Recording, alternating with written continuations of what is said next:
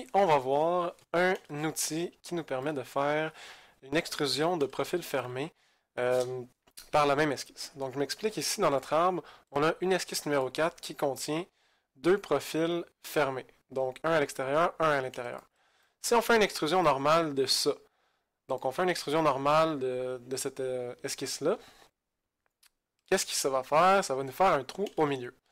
Ok, ça peut être intéressant, des fois on sauve du temps, on n'a pas besoin de faire une poche, mais si par exemple dans mon cas que j'ai ici, j'aimerais ça faire une boîte, donc faire un plancher avec une épaisseur différente au milieu, ben, je ne peux pas le faire avec l'outil extrusion normale. Donc je vais juste supprimer ça et je vais vous montrer un autre outil qui sert à faire ça. Donc caché à l'intérieur des outils d'extrusion, on a ici en dernier multi-extrusion ou multi-pad en anglais. Donc le multi-extrusion, qu'est-ce qu'il va nous permettre de faire? Ben, il va nous permettre de gérer des épaisseurs différentes lorsqu'il y a des profils fermés à l'intérieur d'une esquisse. Donc ici, on voit numéro 1, numéro 2. Ça veut dire quoi? C'est le nombre de profils fermés que j'ai à l'intérieur de mon esquisse numéro 4 ici.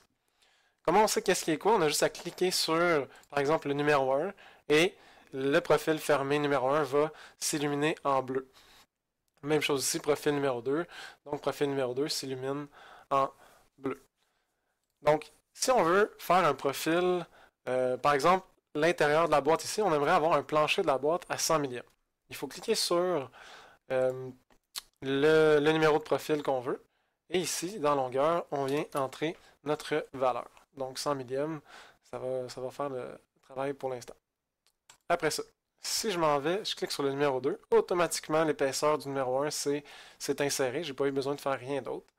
Et bon, si on veut une boîte, on va falloir qu'on ait des murs plus épais quand même. Donc on va y aller avec 4 pouces. Tiens. Voilà, on va faire un aperçu. Donc, on a une boîte ici avec une épaisseur un petit peu plus petite à l'intérieur, 100 mm à l'intérieur, 4 pouces sur les murs. On peut vérifier pour s'assurer que ça a bien marché.